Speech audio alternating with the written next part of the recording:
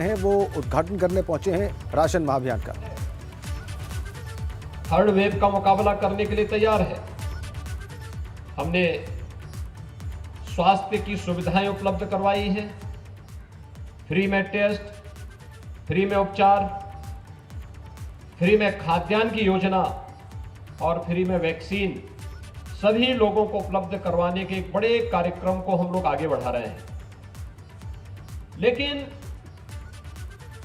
Double engine की सरकार का डबल खाद्यान्न का लाभ भी हर जरूरतमंद को प्राप्त हो, यह लाभ भी हर जरूरतमंद को दिखे, इसी दृष्टि से आज इस बृहद खाद्यान्न योजना का शुभारंभ एक बार फिर से दीपावली से होली तक आगे बढ़ाने का कार्य किया जा रहा है। डबल इंजन की सरकार है तो महीने में 2 बार खाद्यान्न योजना का लाभ हर जरूरतमंद को प्राप्त हो। आज इसी का शुभारंभ करने के लिए हम लोग यहां पर आए हैं। भाइयों बहनों, आपने देखा होगा खाद्यान्न वितरण की इस पूरी कार्रवाई को कितनी पारदर्शी तरीके से आगे बढ़ाया जा रहा है। 2017 के पहले यही खाद्यान्न माफियाओं के हवाले चला जाता था और यह खाद्यान्न उत्तर प्रदेश से किसी दूसरे देश की ओर चला जाता था। गरीब टकटकी लगाई देखता रहता था, लेकिन उसको कभी खाद्यान्न नहीं मिल पाता था। गढ़तोली अलग से थी। प्रदेश के अंदर 2005-06 में हुआ खाद्यान्न घोटाला रहा हो या उस दौरान सैकड़ों लोगों की भूख से हुई मौत, ये किसी से छुपा हुआ नहीं था और ये सिलसिला लगातार चलता रहा। 2015-16 में भी पिछली सरकार जब यहां पर थी, उस समय भी प्रदेश के अंदर भूख से मौतों के तमाम मामले देखने को मिले थे। लेकिन जब सरकार हमारी आई, हम लोगों ने तय किया कि वैसे भी हमारा शास्त्र तो इस बारे में कहता है कि भूखे को रोटी दे देना ये तो महापुण्य का कार्य है, और शासन की योजना से जोड़ करके अगर उस पुण्य में हम भागीदार बनते हैं तो ये तो और महापुण्य का कार्य होगा अगर हम हर जरूरतमंद को उसका लाभ उस तक पहुंचाने का कार्य करेंगे। और खाद्य और रसद विभाग ने केंद्र और राज्य सरकार की योजनाओं को पूरी ईमानदारी के साथ, पूरी पारदर्शी तरीके के साथ, पूरी प्रतिबद्धता के साथ हर एक जरूरतमंद तक पहुंचाने का कार्य किया। आपने देखा होगा बीच के कुछ कालखंड में दाल और तेल के दाम कुछ बढ़ने प्रारंभ हुए थे। दीपावली के अवसर पर हम लोगों ने 2 बातें की थी। हम लोगों ने कहा अगर मार्केट में महंगाई होगी तो राज्य सरकार फिर अपने तरफ से इसको और छूट देने का कार्य करेगी, और उसका परिणाम आपने देखा होगा। पहले केवल खाद्यान्न मिलता था, राज्य सरकार ने तय किया कि अगर खाद्य तेल और दाल की दाम मार्केट में ज्यादा होगी तो इसको नियंत्रित करने के लिए हम हर जरूरतमंद गरीब को फ्री में खाद्य तेल भी देंगे, दाल भी उपलब्ध करवाएंगे।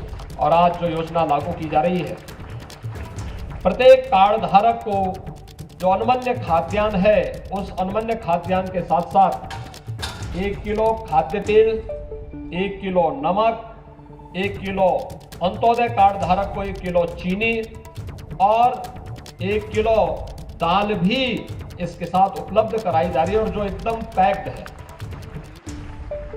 ये केंद्र और राज्य सरकार के द्वारा दी जाने वाली एक वह आपको एक संबल है कि कोरोना महामारी के खिलाफ देश की इस लड़ाई को मजबूती के साथ आगे बढ़ा सके।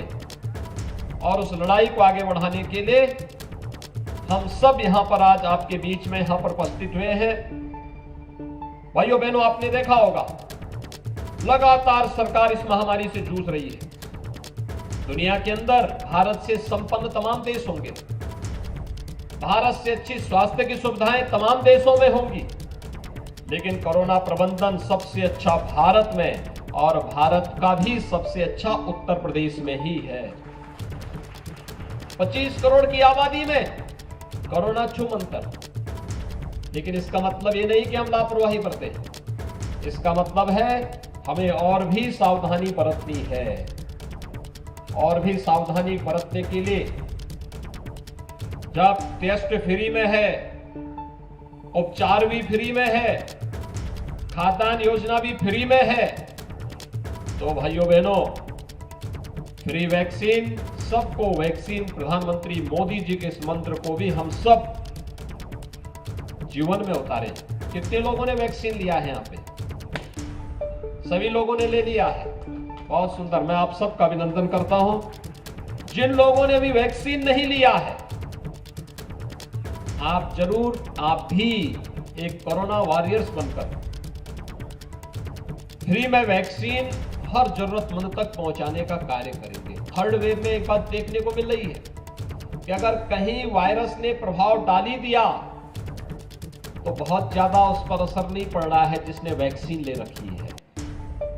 वैक्सीन एक सुरक्षा कवच है कोरोना से, और कोरोना से बचाव का सबसे अच्छा माध्यम भी है, हो सकता है। इसलिए वैक्सीन जरूर लें। खासतौर पर हर उम्र का व्यक्ति, यानी 18 वर्ष से ऊपर का हर व्यक्ति वैक्सीन ले सकता है। गर्भवती महिलाएं भी वैक्सीन लेने में अब कोताही न बरतें। पहले एक माना जा रहा था कि उनके लिए हो सकता है इसका कोई साइड इफेक्ट हो, लेकिन वे चिकित्सा विशेषज्ञों के साथ राय लेकर के कोई वैक्सीन ले, उन बहकावे में ना आए। जो लोग सामने कुछ बोलते हैं, पीठ पीछे कुछ और करते हैं। बहुत सारे लोग हैं जिन्होंने वैक्सीन का बड़ा दुष्प्रचार किया। उन लोगों से कोई उम्मीद नहीं की जा सकती। वे लोग कोरोना के खिलाफ देश की लड़ाई को कमजोर करने वाले लोग हैं।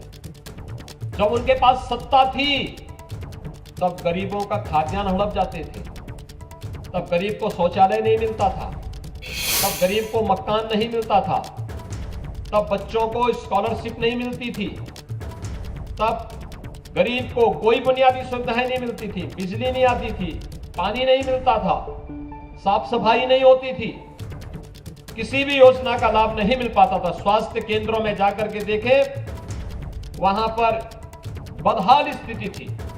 विकास के कार्यों में पेशेवर माफिया और अपराधी डकैती डालते थे। एक सामान्य नागरिक परेशान रहता था। उन स्थितियों में वे लोग वैक्सीन के खिलाफ भी दुष्प्रचार किए हैं। और इसमें कोई संदेह नहीं, चोरी छुपे घर के अंदर ले चुके होंगे वैक्सीन, लेकिन गरीबों को बताने के लिए कि कहीं ये गरीब भी अगर कहीं वैक्सीन ले लेगा तो ऐसा ना हो कि फिर बाद में उन लोगों का बनवास हमेशा के लिए बनवास हो जाए। और इसलिए बहकाने के लिए लोग तमाम प्रकार का दुष्प्रचार भी किए हैं। उस दुष्प्रचार में नहीं आना है, वैक्सीन को जरूर लेना है और सुरक्षा कवच अपने लिए वैक्सीन के माध्यम से लेते हुए हम जीवन और जीविका को बचाने के प्रधानमंत्री मोदी जी के इस मंत्र को स्वीकार करेंगे। एक बार फिर से खाद्यान्न वितरण के आज के इस अभियान में मैं आप सभी लाभार्थी भाइयों बहनों को हृदय से बधाई देता हूं, अपनी शुभकामनाएं देता हूं। तो मुख्यमंत्री ने डबल राशन